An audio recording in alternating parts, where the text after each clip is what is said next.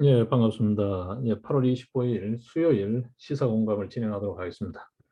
예, 어제 오늘 어, 단연 돋보이는 뉴스는 조민의 부산대 의전원 입학 취소 건과 오늘 새벽에 날치기 처리한 언론중재법, 일명 언론재갈법 또는 언론징벌법이라 칭해지는 입법 폭거 관련이 단연 눈에 띄는 시사입니다. 굉장히 분노스러운 건데요. 그리고 이제 겸해서 8월 23일 월요일이죠. 월요일에 있었던 양산을 재검표, 선거 무효 소송 재검표 관련 정리된 뒷이야기들이 단연 관심 있는 시사거리가 아닐까 싶습니다. 단순히 관심만 가질 게 아니라 대단히 분노해야 할, 직접적으로 우리가 어떻게 이들을 응징할 수 있는지, 심판할 수 있을지에 대한 구체적인 실천 방안을 고민해야 할 그런 어떤 엄중한 사태인 듯합니다. 예, 먼저 주요한 시사별로 보겠습니다. 이 조국 딸이 조민이가 부산대 의전원 입학 취소 처리가 어제 됐습니다. 그렇죠? 아직 최종은 아니고 예비 행정 처분이라는 건데, 네. 네, 부산대 쪽 발표 내용을 보면 그렇죠. 입학 서류에 기재된 경력이나 표창장의 진위 여부를 떠나서 입시 요강을 어겨서 이같이 결정했다라는 건데, 그러면 진즉에 했어야죠. 입시 요강은 벌써 이미 알고 있었던 거고 진즉에 했었어야죠. 그렇죠? 예, 조금 궁색합니다. 그렇죠? 어, 이제 거기에 그렇게 돼 있었다는 거죠. 입시 요강에 기재 내용과 제출된 서류의 기재 내용과 다를 때 탈락할 수도 있고 졸업 후에라도 학적을 박탈할 수 있다는 조항이 들어가 있었다는 거죠. 그럼 진즉에 했어야죠. 뭐 자꾸 재판 결과를 지켜보자. 그동안은 계속 그렇게 했죠. 어, 네. 좀 공색합니다. 그죠? 고려대는 뭘 하고 있는지는 모르겠어요. 그야말로 뭐 민족 고den이 하면서 그 여론을 피우던 시절은 어디 가고 이제 고대도 소위 말해서 맛이 가나요? 고대는 뭐 하는 거죠? 이제야 부산대 의전원이 먼저 총대를 메고 앞장서니까 이제야 이제 뭐 입학 취소위원회를 구성하고 난리를 치고 있습니다. 그죠? 참 공색합니다. 구차스럽습니다. 그죠? 예. 그러면서 부산대의 발표 내용입니다. 예. 스펙은 주요 합격 요인이 아니었다. 뭐 이런 이야기 하면서 최종 판결이 바뀌면 번복할 가능성을 열어두고 있다라는 거죠. 자, 이거는 이제 시작일 뿐입니다. 거짓과 위선에 대한 우리가 사회적 하나의 사례라고 보면 될 것 같아요. 지금 우리 사회가 특히 집권 세력들의 거짓, 이게 위선, 이게 도를 넘어가는데, 그죠? 어느 정도, 뭐, 그럴 수도 있다 정도는 모르겠는데, 너무 노골적이고, 뭐, 한 매번 그러니까요. 이게 좀 심하죠. 이 조국 일가가 하나의 뭐 샘플처럼 되어 있는데, 시작일 뿐입니다. 그죠? 지금 동양대도 9월 달에 정경심 징계 절차에 들어가겠다는 이야기고, 조국 또한 지금 현재 사법부의 판단을 기다리고 있습니다. 그 판단 여하에 따라서는 서울대 쪽에서 또 다른 추가 조치가 들어갈 수도 있습니다. 그죠? 그리고 조국의 아들, 허위 인턴 이야기도 또 있습니다. 예. 조민이 지금 현재 뭐 나는 고졸이 돼도 괜찮다 뭐 이런 이야기가 들리는데, 뭐 일부에서는 한영외고 입시 이 과정, 그 과정도 문제 삼는 쪽도 있어요. 그러니까 이게 뭐 현재 고졸로 끝날지 경우에 따라서는 중졸이 될지 그건 알 수 없는 겁니다. 그죠? 네, 그게 이제 일단 뉴스니까 뭐 어제 온 종일 시끄럽게 한 뉴스였으니까 본 겁니다. 본 겁니다. 그보다가는 월요일에 있었던 8.23 양산을 재검표 선거 무효 소송이 훨씬 더 큰 뉴스죠. 근데 전혀 뉴스 방송 언론에서 다루지 않습니다. 이게 뭘까요?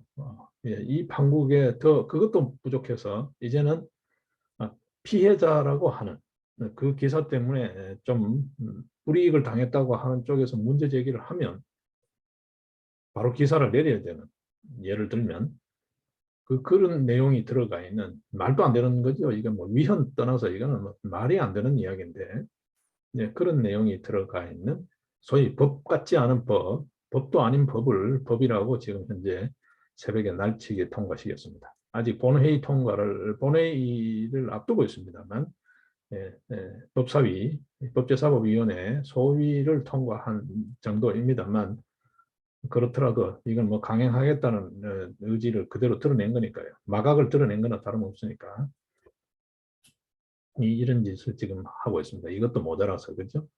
예. 자, 지금 8월 30일 또 재검표가 예고되어 있습니다. 영등포 울, 박용찬, 김민석, 지금 김민석이가 된 것처럼 되어 있죠. 21대 국회는 총체적 부정선거고 4.15 총선은 가짜 국회입니다. 좀 표현이 거칩니다만 사실상 가짜 국회예요. 예. 부정 행위가, 선거 부정이 그냥 상상할 수 있는 선이 아니에요. 뭐 그렇게 했냐라고 용인할 수 있는 선이 아니에요. 상상을 초월하는 그런 짓을 했다. 뭐 그러니까 뭐 엄청나게 어마어마한 짓을 해버린 거죠. 뭐 대충 시야에 들어올 수 있는 범위가 아니에요. 어떤 의미에서 시야를 완전히 벗어나 있는 엄청난 짓을 한 거예요. 그걸 지금 하나둘 보고 있는 겁니다. 현장을. 6.28 인천에 이어서 이번에 보고 있는 겁니다. 이번에는 어떻게 했죠? 촬영을 전면 중지시키는, 이거는 공직선거법 위반이에요. 재검표라고 하지만 사실상 개표잖아요. 개표 참관에 공직선거법 181조를 원용해서 준용해서 보자면 이거는 대법관이라는 자가 공직선거법을 위반한 거예요. 개표 참관 행위를 못하게 한 거예요. 이거는 법으로도 명시적으로 규정되어 있는 내용이거든요. 촬영, 경우에 따라서는 외부 송출, 뭐 마음대로 할 수 있는 거예요. 개표장에서는 참관인 자격일 때, 뭐 일반인 아무나 할 수 있다는 게 아니라, 재검표장에 뭐 참관인 또는 이해 당사자, 소송 대리인으로 참석했잖아요. 그 사람들의 촬영조차 못하겠다. 이게 있을 수 없는 거예요. 있을 수 없는 거예요. 이게 단순히 어떤 의미에서 이동 법정 그런 차원을 넘어가는 이야기거든요. 이게 개표 성격을 갖고 있는 검표잖아요. 검표. 참 이해가 안 돼요. 여기에 대한 아마 형사고발 조치도 시민단체 등에서 반드시 그 이해 당사자, 원고 쪽 소송 대리인 등을 통해서도 반드시 제기되어야 되지 않을까 싶어요. 그 부분은 뒤에서 좀 더 다루겠습니다. 소위 이제 언론징벌법, 언론중재법안 개정안이죠. 이게 새벽 4시에 법사위를 단독으로 통과시켰습니다. 단독이라고 할 것도 없습니다. 그냥 일방적으로 통과시켰습니다. 예. 뭐 여러 많은 뉴스 여러분들이 방송, 신문을 통해서 접하셨을 테니까 이 중에 지금 소위 원조 친노죠. 유인태 전 국회 사무총장, 유인태 씨가 한 말을 한번 볼 필요가 있어요. 언론중재법 강행 처리는 상당히 어리석은 행동이다. 예? 이거 반드시 대가를 치르게 될 것이다. 그러니까 언론법 강행, 굉장한 자충수가 될 것이다라는 이야기. 예. 지금 지면상으로는 다루겠지만 모바일 상으로는 뭐 메이저 언론에 속하는 중앙일보는 지금 재검표 이루어지고 있고, 지금 언론 소위 재갈법이 마구 논의되고 있는데도 지면상에 전혀 엉뚱한, 모바일 중앙은 엉뚱한 짓을 하고 있습니다. 한번 봐보십시오. 뭐 지금 지면 개편 뭐 이런 명분을 들어서 전혀 엉뚱한, 그러니까 눈과 귀를 오히려 흐리는 이런 언론 때문에 이런 법이 하는지도 몰라요. 참 개탄스러운 지금 현실입니다. 이 집단들, 이 세력들에 대해서는 우리 모두가 반드시 응징해야 된다. 이거는 뭐 어떤 의미에서 심판의 대상도 아니다. 이거는 타도 응징의 대상이지 심판의 대상도 아니다. 이거는 뭐 선거감도 아니다. 뭐 무슨 소리를 하든 이 집단들에게 표를 주는 그런 어리석음을 두 번 다시 반복해서는 안 된다는 게 우리 모두의 아마 생각이지 않을까 싶습니다. 모두가 다 이심전심으로 공감하는 그런 생각이 아닐까 싶습니다.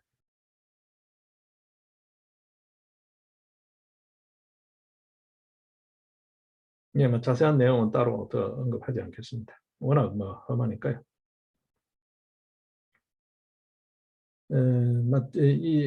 아직 본회의를 앞두고 있으니까요.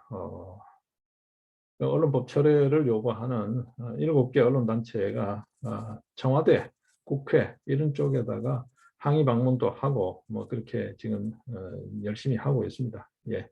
언론인 2,636명이 서명한 서명지를 전달하고 그다음에 인권단체들은 유엔에다가 이거는 이제 소위 말해서 인권 관련 유엔 규범을 국제 규범을 위반한 거다라고 진정을 하고 있습니다. 예, 그런 노력들. 그다음에 국민들이 나서서 직접 예, 소위 집회 형식이죠.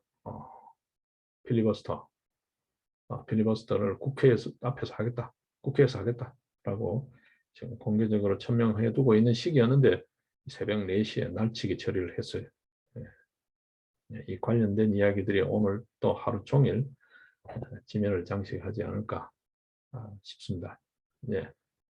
이 와중에 정말 중차대한 자유민주적 기본 질서의 핵심에 관련되는 선거의 공정성 문제, 그 부정 문제, 버젓이 지금 현재 선거소송이 진행 중임에도 불구하고 선거소송 관련 일체 보도가 없다라는 거. 이게 도대체 우리 뭐 하는 짓인지 이게 지금 우리의 언론의 현주소입니다. 예. 물증이 객관적이고 구체적이고 직접적인 물증이 산더미처럼 쏟아지고 있음에도 불구하고 아무런 언급이 없어요. 네, 참 개탄스러운 겁니다. 개탄스러운 걸 넘어서서 언론 또한 어떤 의미에서는 타도의 대상이 되어야 되지 않을까 싶을 정도로 분노스럽습니다. 분노스럽습니다. 중간에 조금 분위기 환기 삼아 이야기를 한번 바꿔보죠. 네, 법사위에서 어제 권성동 의원이 박범계한테 질문한 게 있죠. 왜 이재용 삼성 회장을 왜 사면을 안 시키고 가석방을 했냐. 뭐 시컨 부려먹고 시컨 이용해먹고 이용할 대로 이용해먹고 또 그래도 마지막 족쇄 끈을 쥐고 있는 거냐. 또 뭐 마음에 안 들면 언제든지 또 너를 족칠 수 있다. 뭐 그런 형태로 하는 거냐라고 추궁하는 어제 질의가 있었습니다. 그렇죠? 그 관련해서는 여러분들이 따로 보시기를 하고 뭐 그거와는 다르게 지금 삼성이 지금 어떤 의미에서 풍전등화예요. 자세히 한번 보십시오. 네. 그동안 우리가 삼성전자 그러면 가장 시야에 노출돼서 접하던 게 어떤 겁니까? 갤럭시 폰이죠. 아이폰, 갤럭시 폰. 그게 가장 시야에 노출되어 있죠. 예. 근데 지금 이제 모바일 폰 시장이 어떻습니까? 삼성이 속속 판매량 1위 자리를 시장 점유율 1위 자리를 내주고 있습니다. 중국계 기업들한테 그죠? 예. 뭐 단기 순이익이라든지 이런 부분에 대해서는 뭐 애플과 비교가 안 되니까요. 매출액으로 어쨌든 판매량으로 그동안 시장 점유율로 1위를 그래도 유지해 왔는데 이제 그마저도 자꾸 이제 밀려나고 있습니다. 거기 뭐 미래적 먹거리가 지금 삼성이 없어요. 여러분 아시다시피 딱 부러진 게 없어요. 이것저것 찝쩍찝쩍 되는 건 있는데 없어요. 뭐 바이오 쪽에 하고 뭐 여전히 반도체 이쪽을 이제 밀어가겠다는 건데 자, 이 와중에 삼성이 이제 소위 배수진을 쳤다는 이야기를 하고 있습니다. 예. 반도체하고 바이오에 집중해서 240조를 투자하겠다라는 건데 글쎄요 투자는 좋습니다만 조금은 걱정스러워요. 지금 우리가 자주 접하는, 간간히 접하는 뉴스들이 삼성이 자꾸 뭐 투자를 한다 그러는데, 글쎄요, 필요하죠. 또 반드시 해야 하고. 그런데 삼성이 투자한, 우리가 뉴스로 접한 투자 관련해서 투자 효율성이 얼마나 되는지를, 우리가 투자 생산성이죠. 그 자료를 정확하게 좀 한번 봐야 될 것 같아요. 이 투자한다 그러는데 그동안 별 재미를 본 게 별로 없는 것 같아요. 제 기억으로는. 그래서 제가 자세히 모르는지 모르겠습니다만. 예. 이 중에 이제 국내에 투자하는 게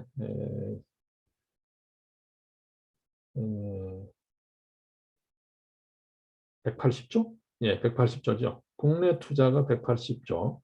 예, 고용 창출 효과가 한 56만 명 정도가 될 거다라는 이야기인데요. 포스트 코로나를 대비하겠다라는 건데, 글쎄요. 이 뭐 자세한 내용은 여러분들이 다른 경로를 통해서 보시기로 하고, 아침 시간에 뭐 시간을 많이 그런 쪽에 할 게 없으니까요. 뭐 요점 중심으로 우리가 보는 거니까, 흐름 중심으로. 근데 실제 이게 국내 투자 중에 핵심이라고 할까요? R&D 관련 투자에 관련되는, 물론 내부 투자가 있겠지만 산학협력하고 R&D 쪽에 투자는 3,500억 정도밖에 안 돼요. 3,500억도 뭐 우리 보통 기업들 입장에서 보게 되면 엄청나게 큰 돈이지만, 정말 삼성의 위치, 규모, 그다음에 지향에 걸맞는 투자일까? 이게 가장 핵심 투자거든요. R&D 투자가. R&D 투자가 3,500억 정도밖에 안 돼요. 이 산학협력이라는 말이 이전 말이고요. 요즘 말로 하게 되면 생태계지요. 자기 산업 생태계, 이 생태계 구축, 기업 생태계, 산업 생태계, 뭐 어느 쪽이든 그런 표현을 씁니다만, 그런 측면에서 보면 애플하고 삼성하고는 어떤 의미에서 비교가 안 되죠. 예를 들어서 모바일 폰만 하나만 보더라도, 일단 애플은 iOS라는 자기 OS를 갖고 있습니다. 삼성은 OS가 안드로이드 구글 겁니다. 그죠? 자기 OS가 없어요. 초기에 자기 OS를 시도했지만 시장에서 외면당하고 참패했죠. 그래서 결국 안드로이드에 구글에 올라타는 형식을 취했는데, 그 다음에 그 콘텐츠 면에서 보게 되면 앱스토어가 저쪽에 있습니다. 그죠?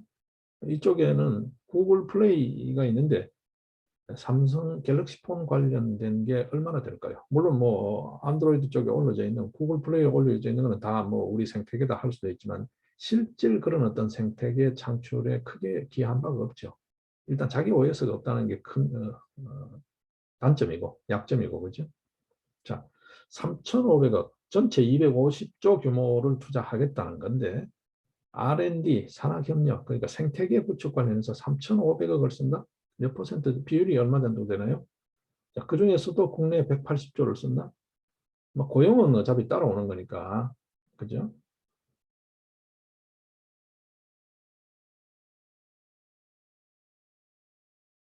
뭐 그러면서 이제 고용 관련해서 보게 되면 청년 취업 시장에 3만 명 정도로 예정했던 거를 1만 명 정도를 더 늘리겠다라는 건데, 뭐 그 정도야 뭐 삼성 정도 규모에서는 가능할 거예요, 그죠?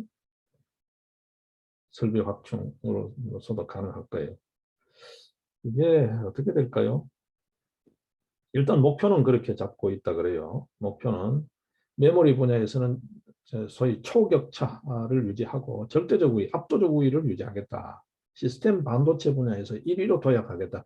그래서 이거는 조금 목표로서는 좋은데 현실성에서는 많이 떨어지지 않나 싶어요. 대만의 TSMC인가요? 그쪽하고는 비교가 안 되죠. 시장 점유율 면에서든 기술 면에서는 모든 면에서 시장 인지도에서도 그렇고, 어, 일단 뭐 파운드리 사업 분야, 조금 다른 성격이 다르다고 볼 수도 있습니다만, 파운드리 사업 분야에서는 뭐 아예 비교 대상이 안 되잖아요. 게임이 안 되잖아요. 지금 어쨌든 간에 시스템 반도체의 1위로 올라서겠다는 이야기예요. 그 다음에 바이오 시밀러 쪽에 CDMO 이런 거를 통해서 우회적으로 또 다른 어떤 바이오 분야의 반도체 신화를 이어가겠다는 건데, 글쎄요, 어떨지 모르겠습니다. 이게 그냥 마치 정부 정책 발표하듯이 말이에요. 뭐 어떤 공직 선거에 나가는 후보자들 공약, 그야말로 빌공짜, 헛공약 발표하듯이 좋은 이야기만 나열하는 게 아닐까 조금 걱정스러워요. 좀 걱정스러워요. 조금 야무진 맛이 없어졌다. 이재용 체제, 이건희 체제와 다르게 이병철 체제, 여러분들 잘 기억을 못 하시나요? 이병철 체제와 이건희 체제를 비교하면 이건희 체제는 조금 더 샤프해졌다라는 그런 면이 있었죠. 단단하게 두텁기로는 이병철 체제였고, 그죠? 자, 거기에 지금 이재용 체제에서는 그런 어떤 두터운 맛도, 단단한 야무진 맛도, 예리한 맛도 좀 떨어지는 것 같아요. 조금은 이게 보여주기, 그냥 이렇게 뭐라 그래야 되나, 포장하기에 조금 그런 느낌이 개인적으로는 좀 많이 받습니다. AI, 로봇 등 4차 산업을 강화하겠다. 이건 너도 나도 하는 거예요.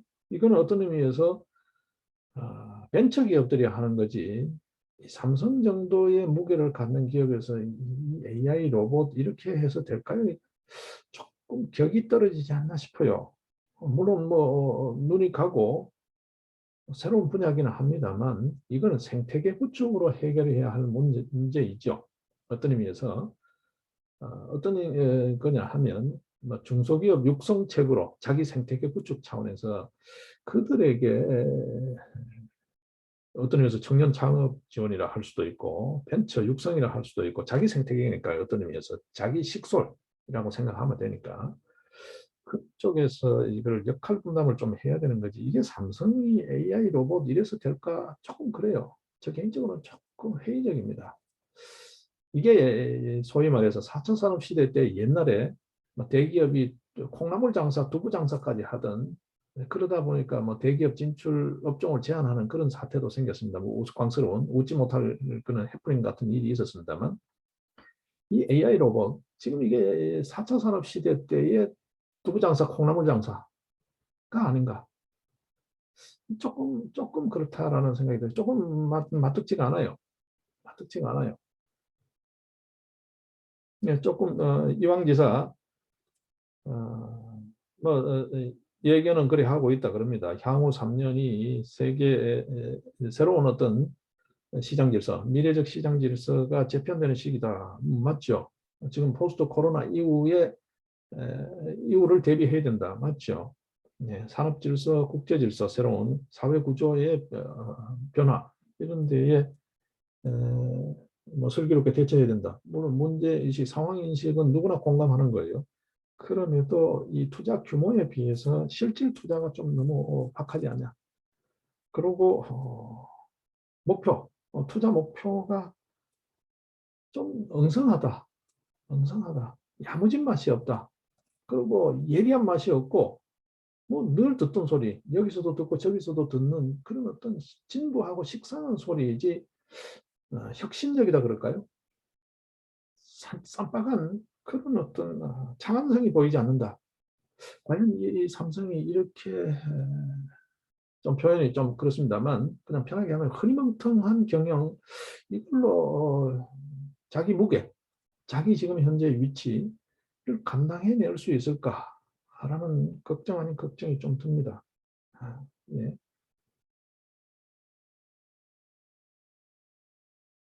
이 생태계 구축 부분에 대해서 삼성이 너무 인색해요. 우리 사회의 대기업들이 이전에 중소기업의 기술을 뭐 이렇게 소위 말해서 막 이렇게 뺏고 중소기업을 함부로 이렇게 소위 갑질 해오던 그런 어떤 우리 이미지들이 있습니다. 대기업 그러면 이런 어떤 그 잔재 과감히 떨치고 그야말로 열린 자세로 완전히 좀 마음을 비우고 무에서 시작한다. 원점에서 다시 시작한다. 기본에서 시작한다는 생각으로 그야말로 완전히 환골탈태하는 그러한 자기 생태계 구축에 조금 관심을 가져야 되지 않을까 싶어요. 단순히 저변 확대, 일자리 창출, 뭐 첨단 산업 인력 육성 구축, 기반 구축, 뭐 청년 소프트웨어 교육 이렇게 늘어서 그죠? 여러 창업센터들이 교육하는 그런 내용들, 주민센터 내용들, 직업 뭐 훈련원 내용들, 그런 정도를 삼성이 한다. 남들 누구나도 할 수 있는 일을 삼성이 한다. 이런 정도에서 이게 삼성의 투자, 미래 청사진 조금 그래요. 예. 조금 이왕지사 투자를 하겠다고 야무지게 마음을 먹었다면 계획도 야무졌으면 좀 좋겠다. 이 청사진에서 보여지는 것은 좀 엉성하다. 엉성하다. 삼성답지 못하다라는 느낌을 받아요. 자, 그런 게 있고, 자, 그 다음에 조금 이제 어차피 대기업 이야기 나왔으니까, 기업 환경 관련이니까요. 노조 환경도 바뀌고 있습니다, 여러분. 네, 이전 노조 이제 아마 퇴출될 거예요. 예. 교육 현장에서 교원 노조도 마찬가지고 퇴출될 거예요. 그 몸집 관성이 있으니까 쓸어갈 수는 있겠지만 이미 동력은 잃었다. 참신성은 없어졌다. 이제는 아마 또 다른 변화가 있을 거예요. 이제 공기업도 민간기업 포함해서요. MZ 세대들이라고 통칭 이야기하죠. 이들이 별도의 노조를 구성하기 시작했다 하는 거. 예. 그러면 기성 노조들이 이제 어떤 의미에서 뒤가 없겠죠. 후손이 없습니다. 그죠? 네, 이제 꼰대들이 되어가는 겁니다. 꼰대 노조가 되어가는 거예요. MZ 노조, 꼰대 노조 뭐 이러면서 이제 사무직 노조, 뭐 블루칼라 노조 이렇게 생산직 노조 이렇게 이제 조각조각 4분 5열되는 양상으로 흘러갈 공산이 큽니다. 예. 공기업에도 이제 MZ 노조가 등장하고 있다는 이야기들이 보입니다. 예, 기업 환경 관련해서요.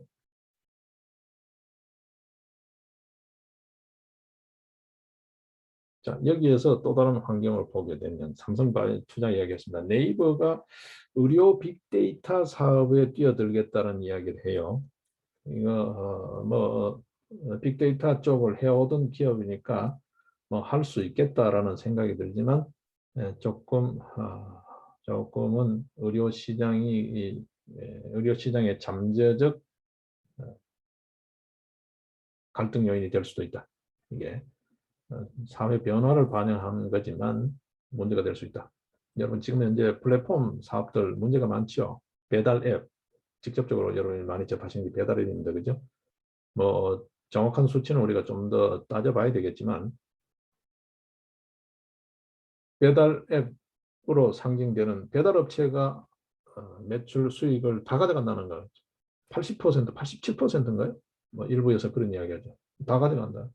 정작 배달 앱 깔아놓고 열심히 만들고 팔고 하는 사람들은 오히려 적자고 그러니까 갈취당하는 거나 다름없다라는 거죠. 플랫폼 사업이라는 이름으로 예, 이 의료 빅데이터 예, 의료 시장을 또 시장에 걸터하는 마치 대중교통 사업이죠. 뭐 우리가 많이 듣는 카카오 택시 뭐 이런 예, 이전에 봤던 뭐 타다 뭐 이런 예, 플랫폼 사업이죠, 그렇죠? 최근 들어서 카카오 택시도 조금 잡음이 있었죠. 무슨 뭐 수수료 문제 5천 원 뭐 이야기 나오다가 지금 또 반발에 부딪혀서 또 이제 없던 걸로 하고 뭐 이렇게 그러고 있습니다. 그죠? 예, 의료 빅데이터. 글쎄요, 이거는 그렇게 쉽지는 않을 거예요. 근데 장기적으로 보게 되면 원격 진료, 이게 외국에서 이미 하고 있잖아요. 이런 쪽 관련해서 이게 어떤 향후의 반향을 불러일으킬지는 좀 더 지켜봐야 될 것 같아요. 이게 기업 환경 관련해서 삼성바이오 이야기 나오니까 마침 그런 이야기가 눈에 띄어서 한번 이야기를 해본 겁니다. 자, 이쯤 하고요. 무엇보다도 가장 중요한 겁니다. 여러분들 이거 별거 아닌 것 같죠? 지금 피부에 안 와닿고 그러니까 별거 아닌 것 같은데 우리가 정말 관심을 가져야 될 거, 예, 우리 사회의 공정한 룰입니다.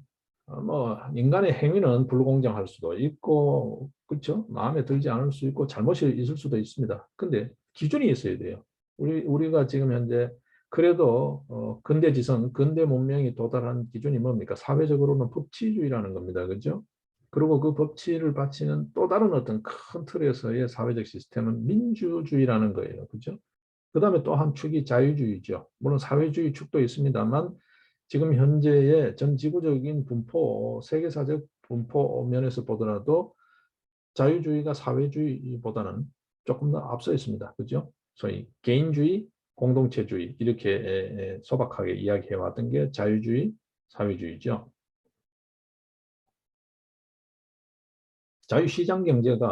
시장경제가 계획경제보다는 일단은 역사적으로 더 우월한 시스템이라고 검증되어 있는 겁니다. 그죠? 그걸 포괄적으로 우리가 자유민주적 기본질서 이런 표현을 씁니다만 여기에 관련되는 그러니까 사회적 룰이죠. 이거는 지금까지 수백 년 동안의 검증, 시행착오를 거쳐서 도달한 현재적 인문, 현재적 인간 지성이, 인류 지성이 도달한 가장 어떤 의미에서 최선의 방안이죠. 최선의 방안인데 이 룰 자체를 흔드는 게 소위 선거 부정 문제예요. 여론 문제도 조금 다루어야 됩니다만 선거 부정 문제예요. 바로 직전에 있었던 이 조재현 대법관이 주심으로 들어간 8월 23일 월요일이죠. 지난 월요일 양산을 재검표에서의 이 재검표 현장은 전에 들은 바로는 이거는 거의 뭐 있을 수 없는 이거는 만행이에요. 만행. 예. 위법한 행위이기도 하지만 직권남용 뭐 이런 말로는 조금 부족한 것 같고요. 이건 만행이에요. 촬영 전면 금지. 아무것도 못하게. 거기 있는 그 촬영 기사가 부르면 와서 찍는 정도. 그리고 증거를 문제되는 부분을 전체를 증거 보존, 증거 채택을 하는 게 아니고 그중에 일부만 발췌해서 수천 장이 나왔다라고 하는데 럭비공 관리인 도장, 럭비공 기표 도장. 그 기표할 때 보면 우리 그 시업자 형태로 되어 있는 그 기표 도장으로 우리 기표란에 찍잖아요. 그게 럭비공처럼 되어 있고 뭐 뭉개져 있고 뭐 투표지가 찢어져 있고 심지어는 스카치 테이프로 붙어져 테이프로 붙여놓은 투표지도 나오고 뭐 견우직녀 투표지라 그럽니다. 뭐 서로 막 물고 이렇게 이어지는 투표지도 나오고 뭐 괴상했나 봐요. 그걸 전부 다 촬영 금지를 했다는 거예요. 이거 공직선거법 위반입니다, 여러분. 이게 단순히 소송만이 아니거든요. 재검표라고 하지만 법을 준용하자면 개표에 준하는 거잖아요. 그렇지 않으면 참관이라는 게 왜 필요해서 순수 소송이라면 소송 당사자만 있으면 되는 거죠. 그죠? 재판하는 재판부가 있고 그다음에 원고 측 그게 뭐 검사가 되든 원고 측 소송 대리인이든 그다음 피고 측이 선관위 겠죠. 피고는 선고 소송에서는 선관위 관계자 또는 그 대리인 변호사만 있으면 되죠. 이게 그게 아닙니까? 이게 일종의 개표 성격이죠. 검표라고 하지만 물론 증거 확인 절차지만 그러니까 참관인이 있는 거잖아요. 그러면 참관인이 있다는 거는 개표 행위에 준해서 봐야 된다고. 개표 참관인 공직선거법 규정을 한번 보십시오. 공직선거법 181조를 한번 보십시오. 이거는 제지할 수가 없는 거예요. 이거는 권한 남용이에요. 월권 행위이고 재량권을 넘어서는 거예요.